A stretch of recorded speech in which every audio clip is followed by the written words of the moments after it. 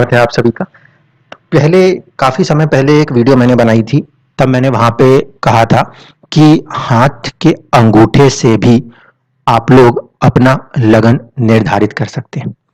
और आज एक काफ़ी समय के बाद उसी काम को करते हुए जब हम आगे बढ़े, तो हमें कुछ और भी नए फाइंडिंग्स पता चले। अब आज इस पे चर्चा करेंगे। देखिए, हाथ के अंगूठे में लगन बन के आ जाए, ये तो स्थिति बिल्कुल ठीक है, क्योंकि जब हम हाथों की लकीरों से देखने की कोशिश कर रहे होंगे, तो वो ये बता देंगे कि कौन-सा लगन बलवान है। लेकिन क्या वो लगन आपके जन्म का लगन होगा या आपके सूर्य जहां बैठे हैं वो वाला लगन होगा या जहां पे आपके चंद्रमा बैठे हैं वो वाला लगन होगा? क्यों? क्योंकि ये कहा जाता है वैदिक एस्ट्रोलॉजी में कि आपको सबसे पहले ये चेक करना है कि आपकी कुंडली या तो लगन से या फिर चंद्र लगन से या सूर्य लगन से, इनमें से जहां ज्यादा बलवान होती है वो लगन कहीं ना कहीं जीवन में ज्यादा बड़ी मात्राओं में दशाओं को रीड करने में मददगार साबित होते हैं। आज इसी चीज को एक उदाहरण से समझाने के लिए आपके सामने एक कुंडली प्रस्तुत कर रहा हूं। ये कुंडली आई, इस कुंडली को आने के साथ साथ जब यहाँ पे प्रश्न उठे तो देखिए, ये वृषभ लगन की कुंडली है। वृषभ लगन की कुंडली में शुक्र देव जो हैं वो पहले भाव के और साथ ही साथ छठे भाव के स्वामी होते हैं। और शुक्र जो हैं वो इस कुंडली में वक्र अवस्था में बैठे हुए हैं। कहाँ पे जाके? नवम भाव में, शनि देव की राशि में। शनि जो हैं वो कहीं ना कहीं राशि परिवर्तन करके बैठे हुए हैं बुध के साथ। ऐसे स्थिति में अगर मैं बोलूं तो शुक्र जो कि पहले भाव के स्वामी है, सो कॉल्ड लग्नेश है, वो कहीं ना कहीं योग कारक ग्रह, पंचम के स्वामी और द्वितीय भाव के स्वामी बुध के साथ एक प्रकार का राजयोग करके और साथ ही साथ शनि से परिवर्तन योग बनाने के कारण जीवन के अंदर शनि और शुक्र जो अगेन एक योग कारक ग्रह के साथ में जुड़ने की वजह से अच्छी परिस्थितियों का निर्माण करते हैं। ये चीजें मैं किस आधार से कह रहा हूं? मैं यहाँ पे इस आधार से कह रहा हूं कि अगर वृषभ लगन की कुंडली को मैं देख रहा हूं तो वृषभ लगन की कुंडली के हिसाब से शुक्र की दशा यहाँ पर कुछ संघर्षों के साथ ही सही अपितु जीवन में उन्नतिकारी नजर आती है। दूसरा, उसका बुध के साथ आके योग गठित करना ये एक पॉजिटिव संकेत दिखाता है। लेकिन व्यक्ति के जीवन में जो इस समय चल रहा है वो इससे बिल्कुल ही भिन्न अवस्था थी, बिल्कुल भिन्न अवस्था। राजयोग अगर इसे कहते हैं तो फिर राजयोग की तो कोई बात ही नहीं। बहुत ही ज्यादा चुनौतियां, बहुत ही ज्यादा संघर्ष, हर चीज के लिए कहीं ना कहीं जद्दोजहद। अगर ये राजयोग है तो फिर इसका मतलब है कि कुंडली में कुछ गड़बड़ है। अब यहाँ पर जब ये फॉर्मेशन पूरा हुआ तो वहां पे हमने उनसे कहा कि एक बार आप अपने अंगूठे का निशान भेजिए, क्योंकि हमने जो अंगूठे वाला कंसेप्ट यूज करा था उसको लगाने की यहाँ पे कोशिश की गई। अब आपके सामने एक अंगूठा बना हुआ है। इस अंगूठे को अगर आप ध्यान से देखेंगे तो डिजाइन को समझने की कोशिश करिए। डिजाइन जो है वो कुछ गोलाकार ओवल शेप्ड की आकृति बनती हुई नजर आती है, जो कि इस प्रकार से, जैसे मैं कर्सर को चला रहा हूं, आपके सामने एक हैंड होगा, वो चलता हुआ नजर आ रहा होगा। यानी कि कुल मिलाकर अगर हम देखें तो एक प्रकार की ज्योति है या एक प्रकार का ओवल शेप्ड ये अंगूठा नजर आता है। और ओवल शेप्ड अंगूठा यदि हमें दिखाई देता है तो ओवल शेप्ड कौन से तत्व को दर्शाता है यह समझने की जरूरत है। अगर वो लगन कुंडली के आधार से देखते तो जातिका का ये अंगूठा जो है ये कुछ इस तरीके की पर्वत श्रृंखलाओं को बनाने वाला होना चाहिए था, जिसकी वजह से ये पृथ्वी तत्व वृषभ लगन प्रकट होता।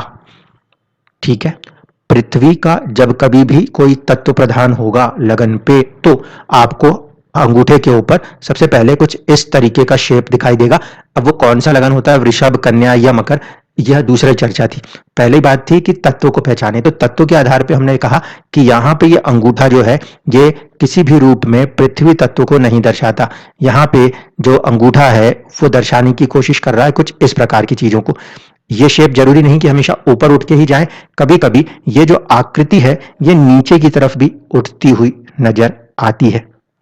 और जब इस तरीके से हम देखते हैं अंगूठे को तो हमें समझ में आता है कि कहीं ना कहीं अग्नि तत्व राशि की प्रधानता लगन के ऊपर देखने को मिलेगी। अब देखिए, जन्म का लगन के समय के आधार से अगर हमने कुंडली को देखने की कोशिश करी तो हमें यह प्रतीत होता है कि जो कुंडली है वो बन के काम कर रही थी कहीं ना कहीं वृषभ लगन से। लेकिन जब हम एक्चुअली अंगूठे से देखने गए तो अग्नि तत्व का लगन आया। अब अग्नि तत्व के लगन को यहां पे समझ लीजिए, चंद्रमा जल की राशि में बैठा है, जल तत्वीय लगन नहीं हो सकता। सूर्य अग्नि राशि में बैठे हैं, अग्नि तत्व लगन हो सकता है। दूसरी कंडीशन, लगन की कुंडली के अंदर ये पूरे के पूरे चारों केंद्र खाली अवस्था में है। अब इसके बाद भरे हुए मिलेंगे आपको चंद्रमा से भी और सूर्य से भी, लेकिन कुछ और भी नियम हैं जो दर्शाते हैं, बताते हैं कि किस आधार पे हम ये डिसाइड करते हैं कि कौन सा लगन बलवान है। तो इस कुंडली के अंदर हाथ के अंगूठे के साथ अगर हम इसको मिला के देख लेते हैं तो सूर्य का जो लगन है वो हमें यहाँ पे बलवान नजर आता है। अब देखिए परिस्थितियों को कि परिस्थितियां किस तरफ इशारा करने की कोशिश कर रही हैं। सबसे पहली कंडीशन, अब ये लगन जो है गुरुदेव का लगन बना हुआ है, ठीक है। शुक्र का जो स्वामित्व है वो अभी भी छठे भाव का स्वामित्व है। शुक्र के पास दूसरा स्वामित्व जो है वो 11वें भाव का स्वामित्व है। और लगन कुंडली के अंदर, लगन कुंडली के अंदर छठे भाव का स्वामी और 11वें भाव के स्वामी छठे से छठे होने के कारण कहीं ना किसी रूप में परेशान अवश्य करते हैं।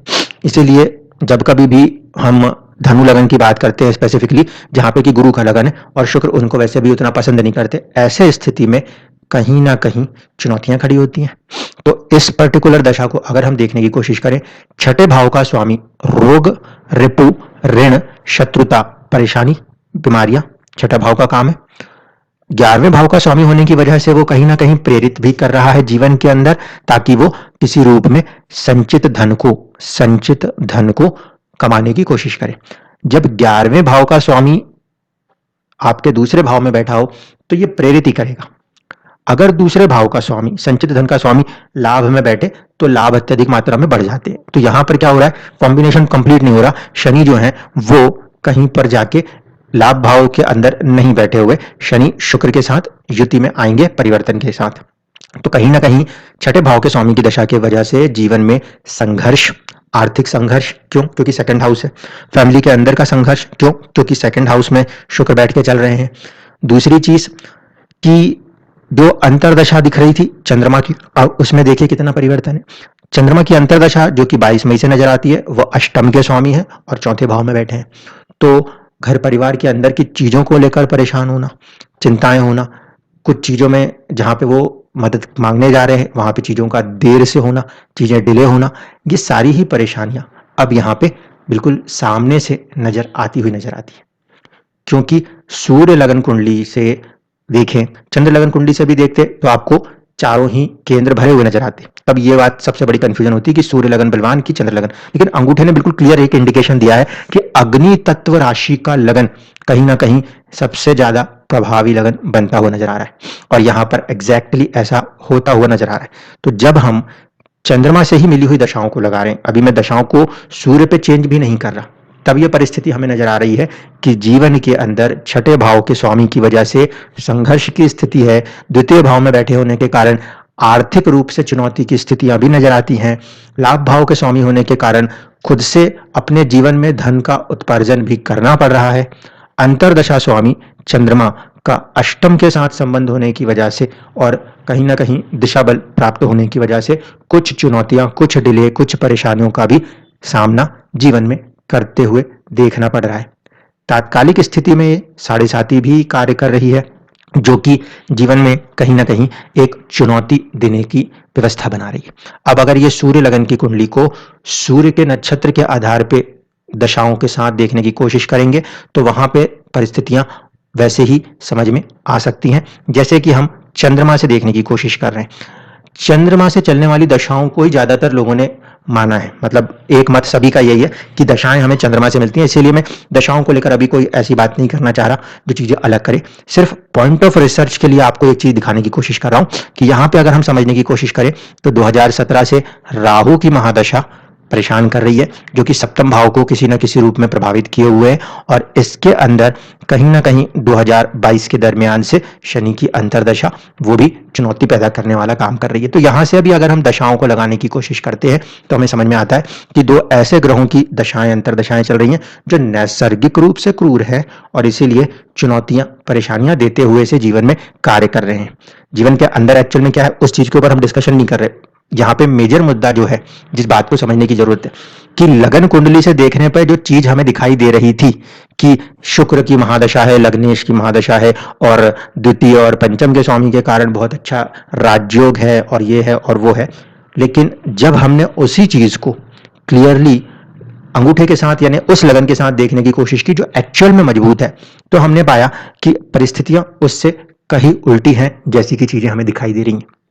क्योंकि कई बार आप लोगों के साथ भी ऐसा हो सकता है कि जो जन्म कुंडली आपके सामने है, उन्होंने अपना जन्म का समय ठीक दिया है, सब कुछ ठीक दिया है, तो कुंडली को आप उसी जन्म लगन के आधार से बनाएंगे। लगन के आधार से आपने उस कुंडली को तो बना दिया, वहां तक तो चीजें ठीक है, लेकिन ओरिजिनली जो भी सूर्य लगन भी किसी का बलवान होता है, कुछ लोगों का चंद्र लगन बलवान हो जाता है, कुछ लोगों के जीवन के अंदर आप देखेंगे तो उनका लगन ही बलवान हो जाता है।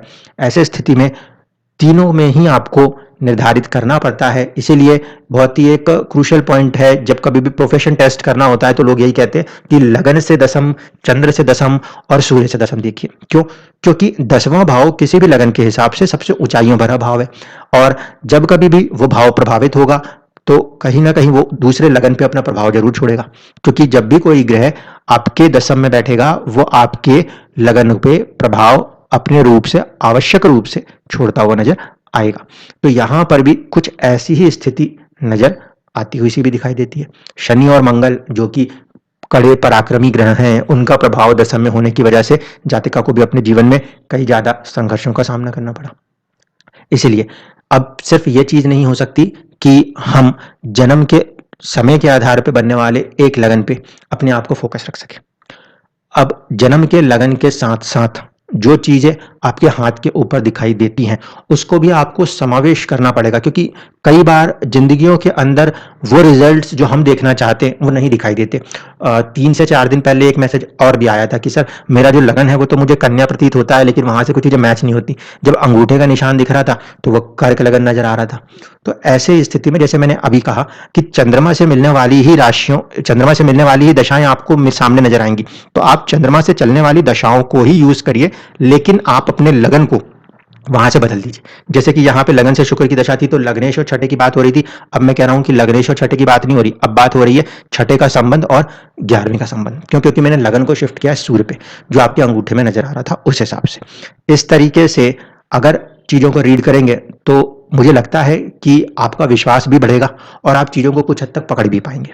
दूसरा एक बहुत बड़ा डिस्क्लेम फिर से कर रहा हूं, हस्त रेखा ज्योतिष से मेरा कोई ज्यादा वास्ता भी नहीं है और ना मैं उस पे ऊपर कोई बड़ी खोज कर रहा हूं। मेरा मकसद सिर्फ वैदिक एस्ट्रोलॉजी तक ही है। वैदिक एस्ट्रोलॉजी की बारीकियों के अंदर ही मैं चीजों के ज्यादातर खोजने की कोशिश कर रहा हूं। ये बात इसलिए कह रहा हूं क्योंकि आप में से कुछ लोगों का जहां जन्म समय भी नहीं है और दिन का भी कुछ पता नहीं चल रहा होता, साथ ही साथ लगन का पता नहीं चल रहा होता, तो वहां पे मैं डायरेक्टली आपको उस तरीके से हेल्प नहीं कर पाऊंगा। आप आपके अंगूठे के हिसाब से और आपको अपने जन्म का महीना पता है, पुराने ही समय का भले आप अपना तरीके से कि आज पंचमी तिथि थी या तिथियां पता है, तो उस हिसाब से हम उसमें कोशिश करते हैं खोजने की, वो एक अलग मुद्दा है। लेकिन इसका यह अर्थ नहीं हो जाता कि मैं हस्तरेखा का कोई विशेषज्ञ बन जाऊं। इसलिए मैं बार बार कह रहा हूं, हस्तरेखा वाली चीजों के लिए अगर आपको वैसा लगता है तो वो जो एक्चुअल में हस्तरेखा वाले, उनसे आप अपने लगन के टाइमिंग को सेट करवा सकते हैं। हम यहाँ पे सिर्फ बेसिकली वैदिक एस्ट्रोलॉजी के आधार पे चीजों को आज की तारीख में सेट करते हैं। इसीलिए कहीं पर भी अगर आपको डेट या टाइम का आइडिया है, उसके साथ में आप अपने एक्सप्रेशंस को दे रहे हैं, थंब इंप्रेशंस को दे रहे हैं, तो उसको क्लोज करना, उसको और करीब से जांचना मेरे लिए थोड़ा सा आसान हो जाएगा। क्योंकि पिछले कुछ दिनों से ये जो चीजें चल रही थी, इसने एक बिल्कुल नए कंसेप्ट को जन्म दिया है कि अंगूठे पे बना हुआ लगन और आपके जन्म के समय के आधार पे बना हुआ कुंडली का लगन आवश्यक नहीं है कि वो एक जैसे हों। लेकिन एक बात को फिर से ध्यान रखिएगा, जो डिक्टम है वो डिक्टम यह है कि कुंडली में जन्म का लगन या चंद्र लगन या सूर्य लगन बलवान होते हैं, इनमें से कोई भी एक। तो आपके अंगूठे में आने वाला लगन इनमें से किसी एक के साथ आवश्यक रूप से जुड़ा हुआ जरूर होगा और जीवन में अगर आप वहां से चीजों को लगा के चलाएंगे तो आप पाएंगे कि बहुत सारी चीजें आपके जीवन में घटी और उसी आधार से आपको फलों की प्राप्तियां हुई। यानी कि कभी कभी जो चीज जन्म लगन से देखने पे अच्छी दिख रही है, वो यदि चंद्र या सूर्य से गड़बड़ हुई तो लगन उन पे अगर चल पड़ा तो रिजल्ट डिफरेंट हो गए। इसी तरीके से मान लीजिए कि चीज लगन से देखने पे तो खराब दिख रही थी, लेकिन चंद्र लगन या सूर्य लगन से देखने पे वो योग एक शुभ योग में कन्वर्ट हो गए, तो ऐसे स्थिति में आप बुरी से बुरी दिखने वाली दशाओं के अंदर भी जीवन में काफी ज्यादा खुशहाल, काफी ज्यादा तरक्की करते हुए अपने आप को देख सकते हैं। धन्यवाद।